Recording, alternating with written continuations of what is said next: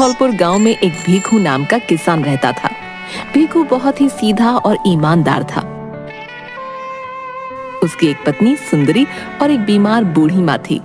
भीखू के पास एक छोटी सी जमीन थी जिस पर वो खेती किया करता था, लेकिन पिछले कई सालों से भीखू की कोई भी फसल अच्छी नहीं हो पा रही थी। अजी सुनिए, अब तो घर में थोड़ा ही अनाज बचा है। माँ जी की तो तबीयत भी ठीक नहीं रहती, उन्हें तो मैं भूखा भी नहीं रख सकती हूँ। जी, आपने कुछ सोचा है? आगे क्या करेंगे आप? मैं जानता हूँ सुंदरी, लेकिन तुम ही बताओ मैं क्या करूँ। रोज इतनी मेहनत करता हूँ, लेकिन न जाने क्यों मेरी फसल हर बार खराब हो जाती है। कुछ महीने पहले सरसों बोई थी, लेकिन देखो न जाने वो भी अच्छी नहीं हो पाई, जिसकी वजह से कोई गांव वाला मेरी बोई कोई भी फसल खरीदता ही नहीं है। मैं ये अच्छे से जानती हूँ जी, इसी वजह से आप बहुत परेशान रहते हैं। लेकिन अब तो रसोई खाने में भी थोड़ा ही अनाज बचा है। माँ जी को तो हम भूखा नहीं रख सकते हैं ना जी। आगे क्या करेंगे? खैर जाने दीजिए, मैं आपको अच्छे से जानती हूँ, आप कुछ ना कुछ कर ही लेंगे जी। भीखू अपना सिर हिलाता हुआ हाँ कहता है। अगली सुबह भीखू अपने खेत की तरफ जा रहा था।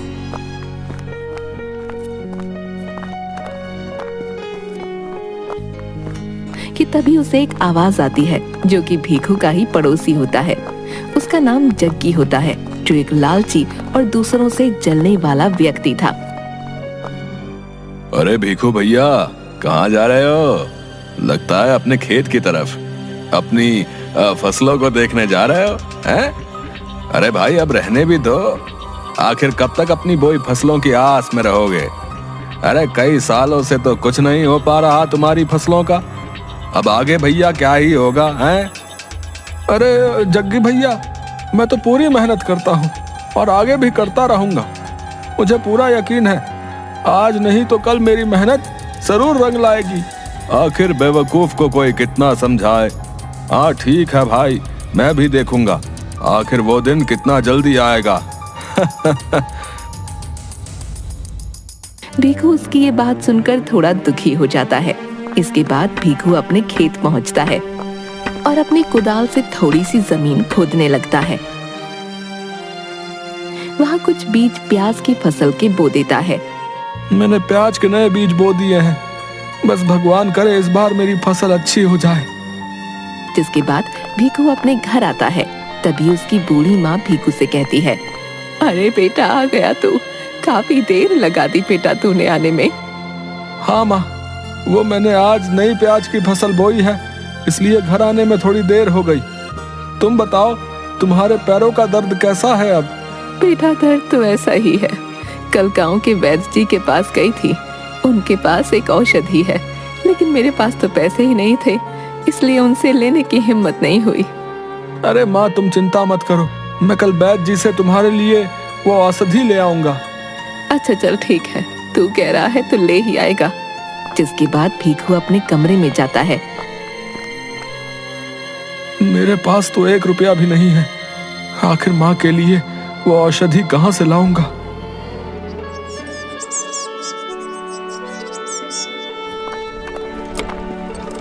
अगली सुबह भीखू वैद्य के पास जाता है, जो काफी बूढ़े थे। वैद्य बाबा भीखू को देखते ही, अरे आओ आओ बेटा, कैसे आना हुआ? सब ठीक तो है ना? बाबा क्या ही बताऊं, कल माँ बता रही थी कि आपने कोई पैरों की दर्द की औषधि बनाई है। माँ के पैरों का दर्द बढ़ता ही जा रहा है, लेकिन मेरे पास पैसे नहीं है। इस बार भी मेरी फसल अच्छी नहीं हुई है। बाबा मैं क्या करूं, मुझे कुछ समझ ही नहीं आ रहा है। अरे बेटा, तुम तो जानते ही हो मैं बहुत बूढ़ा हो चुका हूँ। जंगलों के पेड़ पौधों से जो भी औषधि बनाता हूँ, उसी से अपना गुजारा करता हूँ। लेकिन बेटा, तुम्हारी मजबूरी को देखते हुए मैं तुम्हारी माँ के पैरों की औषधि दे देता हूँ, लेकिन तुम्हें इसके बदले मुझे 4 दिन तक भोजन कराना होगा। भीखू ये सुनकर सोच में पड़ जाता है। ठीक है बाबा, मैं 4 दिन तक रोज तुम्हारे लिए भोजन लेकर आया करूंगा।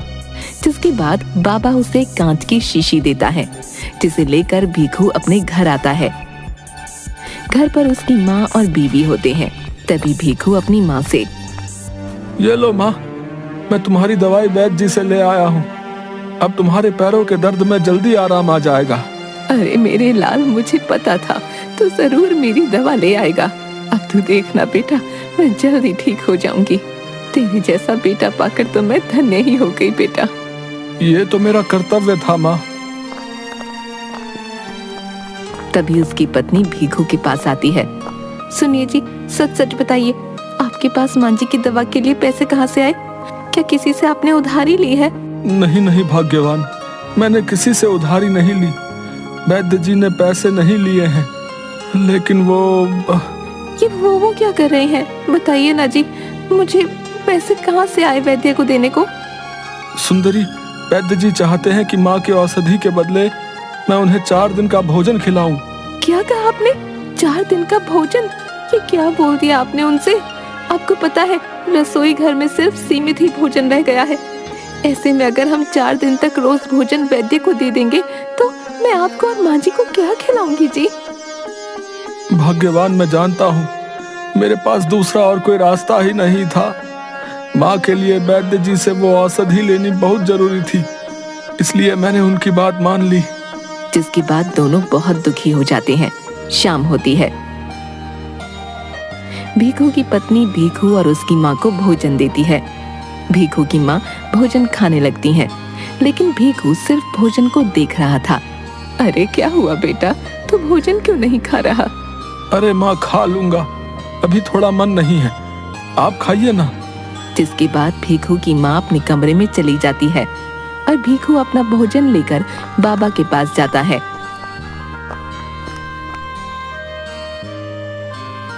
बाबा, मैं आपके लिए भोजन लेके आया हूँ, खा लीजिए। जो भी मेरे घर में रूखा सूखा था मैं आपके लिए ले आया हूँ। अरे आ गए बेटा तुम, मैं तुम्हारा ही इंतजार कर रहा था। बहुत जोरों की भूख लगी है बेटा। जिसके बाद बाबा उसका भोजन खा लेता है। इसके बाद भोला रोज ऐसा ही करता, अपने हिस्से का भोजन वैद्य बाबा को दे देता। चौथे दिन भीखू की पत्नी, सुनिए जी, आज तो रसोई घर में सारा अनाज खत्म हो गया है। मुझे तो बहुत चिंता हो रही है जी, आज क्या बनाऊंगी? भीखू ये सुनकर बहुत दुखी हो जाता है। भीखू मन ही मन सोचने लगता है, आज कैसे बाबा को भोजन दूंगा।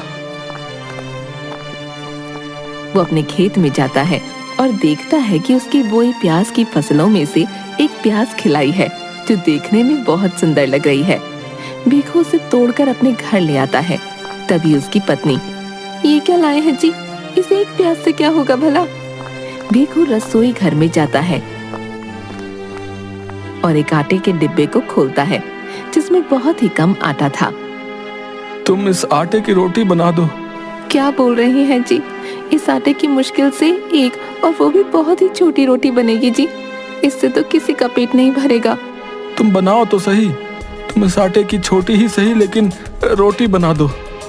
जिसके बाद उसकी पत्नी उस थोड़े से आटे की एक छोटी सी रोटी बना देती है।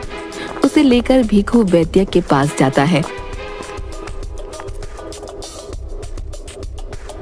ये लो बाबा, मैं भोजन ले आया हूँ, लेकिन आपसे माफी चाहता हूँ, आज मेरे घर पर आटा नहीं था। बस जो थोड़ा सा आटा बचा था उसी से मेरी पत्नी ने आपके लिए रोटी बना दी है, और साथ में मैं अपनी प्याज की बोई फसल में से सबसे पहले जो प्याज खिलाई थी वो ले आया हूँ। वैद्य बाबा भीखू की ये बात सुनकर बहुत खुश हो जाते हैं। कोई बात नहीं बेटा, मैं आज यही खा लूंगा। वो रोटी और प्याज खाने के बाद, बेटा तुम वाकई बहुत अच्छे इंसान हो। तुम्हारी रोटी और प्याज खाकर मुझे बहुत आनंद आया। तुम्हारी ईमानदारी और निष्ठा को देखते हुए मैं तुम्हें कुछ देना चाहता हूँ। तभी वैद्य बाबा अपने एक पिटारे में से एक सफेद रंग की पोटली निकालते हैं और भीखू को दे देते हैं।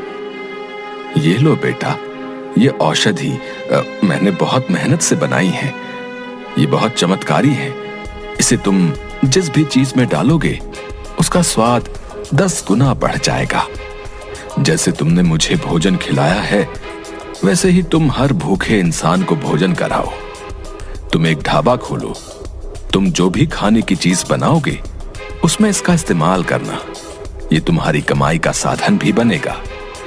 जो तुम्हारा भोजन एक बार खा लेगा वो बार बार आएगा।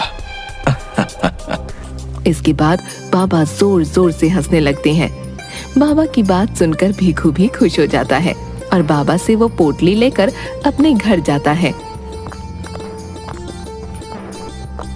अरे आ गए आप, ये हाथ में क्या है आपके जी? भीखू अपनी पत्नी को सारी बात बताता है। ये क्या कह रहे हैं आप? क्या सच में ये चमत्कारी औषधि है? लेकिन जी हमारे पास तो इतने पैसे नहीं हैं, कहाँ से लाएंगे बनाने के लिए अनाज? हाँ भाग्यवान, यही तो अब मैं सोच रहा हूँ कि भोजन बनाने के लिए अनाज की तो आवश्यकता होगी, लेकिन कुछ समझ नहीं आ रहा है। तभी एक औरत भीखू के घर आती है। अरे सुंदरी भाभी, कहाँ हैं आप? अरे आइए आइए मीना भाभी, कैसे आना हुआ? अरे आपके लिए कच्चे चावल और दाल लेकर आई हूँ। इस बार हमारी फसल बहुत अच्छी हुई है। अब भीखू भाई का तो पूरे गांव में पता ही है, इनकी फसल कहाँ अच्छी हुई होगी, तो सोचा थोड़ा आपके घर ही दे देती हूँ। बहुत बहुत धन्यवाद मीना भाभी आपका, आपने हमारे बारे में इतना सोचा। अरे नहीं भाभी, आखिर आप इतनी अच्छी हैं, बस इसीलिए आ गई आपके पास लेकर। अच्छा सुंदरी भाभी, अब मैं चलती हूँ। जिसके बाद मीना अपने घर चली जाती है। ये देखिए जी, कितने सारे चावल और दाल है, अब हम इन्हें ही बनाएंगे। जिसके बाद भीखू और सुंदरी दोनों साथ में दाल और चावल बनाने लग जाते हैं। दाल चावल बन जाने के बाद, चलो सुंदरी, अब इसमें ये बाबा की चमत्कारी औषधि डालते हैं। हाँ जी, आप ही डालिए इसमें ये औषधि। भीखू दाल चावल में औषधि डालता है। दोनों दाल चावल लेकर अपने घर के बाहर एक एक लकड़ी की पटरी पर खड़े हो जाते हैं। तभी भीखू के पास गांव का एक युवक आता है। अरे ओ भीखू भैया, अब ये कौन सा नया काम खोल लिया है? दाल चावल का ढाबा? पर मुझे लगता नहीं है ये चलेगा भाई। अरे भाई, एक बार खा करके तो देखिए, हम दोनों मियाँ बीबी ने बहुत मेहनत से बनाए हैं, उसके बाद बताइएगा। अच्छा अच्छा ठीक है, खा लेता हूँ तुम्हारे बने दाल चावल। ये बताओ कैसे दिए पहले? बस 10 रुपए की प्लेट है भाई। हाँ हाँ ठीक है, दे दो एक प्लेट। जिसके बाद भीखू की पत्नी उसे एक प्लेट दाल चावल देती है। वो युवक दाल चावल खाने लगता है। अरे भीखू भाई, ये तो बहुत स्वाद है, ऐसे दाल चावल तो मैंने कभी नहीं खाए। जरा एक प्लेट और लगा दो। भीखू और उसकी पत्नी बहुत खुश हो जाते हैं। ये सब जग्गी चुपके से देख रहा था। जग्गी को ये सब बिल्कुल भी पसंद नहीं आया। ओह, तो अब इस भीखू ने नया रास्ता खोज निकाला है। अब पूरे गांव में इसकी वाहवाही होने लगेगी। नहीं नहीं, मैं ऐसा नहीं होने दूंगा, मुझे कुछ करना होगा। वो भीखू के ढाबे के पास गया। अरे भीखू भाई, कैसे हो भाई? आज बड़े जोरों की भूख लगी है, जरा एक प्लेट दाल चावल तो लगा देना। अरे भाई, अब तो दाल चावल खत्म हो गए, माफ करना भाई, अब तुम कल आना। अब ये भी कोई बात हुई भीखू भाई? इतने मन से आया था तुम्हारे ढाबे पर। खैर अब जाने दो, अच्छा चलता हूँ मैं। अच्छा रुको भाई, मैं अभी तुम्हारे लिए दाल चावल बना देता हूँ। हाँ हाँ ठीक है भाई, बना दो। तभी भीखू को थोड़ी दया आ गई। भीखू जग्गी के लिए दाल चावल बनाने लगा और देखते ही देखते भीखू अपनी उसी सफेद पोटली को निकालता है और उसमें से बाबा की दी औषधि उसमें डाल देता है। ये सब जग्गी बहुत ध्यान से देख रहा था। अच्छा, तो ये राज है इसके इतने स्वादिष्ट दाल चावल का। इसकी वजह से ही पूरे गांव में इसके दाल चावल इतने स्वादिष्ट होते हैं। तभी भीखू जग्गी को अपने बनाए दाल चावल देता है। ये लो भाई, खाओ मेरे दाल चावल। अच्छा ठीक है भाई, मजा आ गया, वाह तुम्हारे दाल चावल खाकर। अच्छा अब मैं चलता हूँ। थोड़ी देर बाद जग्गी फिर से वापस भीखू के ढाबे पर आता है और देखता है कि ढाबे पर कोई नहीं है। वो चुपके से सफेद पोटली उठा लेता है और अपने घर आ जाता है। अब ये हुई ना कुछ बात। अब मैं देखता हूँ कि उस भीखू के दाल चावल कैसे बिकते हैं। अब मैं अपना ढाबा खोलूंगा और खूब सारे पैसे कमाऊंगा। हाँ। उधर भीखू को पूरे ढाबे में जब कहीं वो चमत्कारी पोटली नहीं मिलती तो वो और उसकी पत्नी बहुत दुखी हो जाते हैं। अब हम क्या करेंगे जी?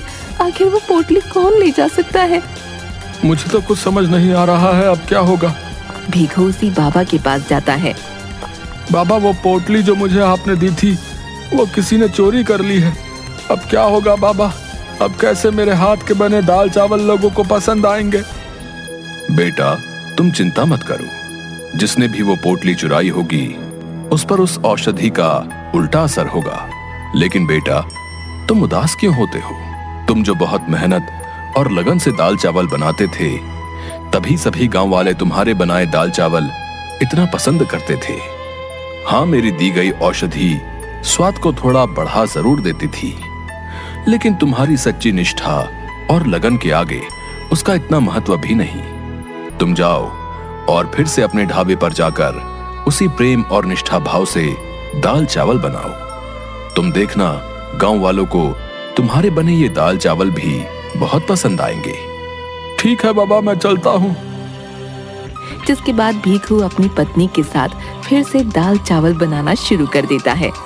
उधर जग्गी भी अपना ढाबा खोलता है और खूब सारे दाल चावल बनाता है और उसमें वही औषधि मिलाता है। गांव का ही एक आदमी जग्गी की दुकान पर आता है। अरे भाई, जरा एक प्लेट दाल चावल लगा दो। हाँ हाँ भाई, अभी लगा देता हूँ। जैसे ही वो आदमी जग्गी के बनाए दाल चावल खाता है, उल्टियां करने लगता है। अरे ये क्या बकवास दाल चावल बनाए हैं? जब बनाने नहीं आते तो क्यों बेचते हो? अरे अरे, क्या हुआ भाई? क्या दाल चावल पसंद नहीं आए? पसंद आने की तो बात दूर है, इतने खराब तो मैंने कभी नहीं खाए। तुम ही खाओ अपने दाल चावल। जिसके बाद गुस्से में वो आदमी वहाँ से चला जाता है। आखिर अब ऐसे कैसे बने हैं? मैं ही खा के देखता हूँ। अरे अरे, इतने कड़वे बने हैं ये तो, इनसे तो मुझे भी उल्टी हो जाएगी। छी छी छी छी। हे भगवान, अब कौन मेरे इतने सारे बने दाल चावल खाएगा? इतने सारे दाल चावल खरीदने के लिए तो मैंने अपनी सारी जमा पूंजी लगा दी। ये क्या कर दिया मैंने? और जग्गी बहुत तेज तेज रोने लगता है। भीखू और उसकी पत्नी बहुत मेहनत से बिना इस बार औषधि के दाल चावल बनाते हैं। सभी गांव वालों को वो बहुत पसंद आते हैं और उनके ढाबे पर फिर से लोगों की भीड़ लग जाती है। और बिना उस औषधि के अब भीखू का ढाबा चलने लगता है और भीखू हंसी खुशी अपनी माँ और पत्नी के साथ रहने लगता है।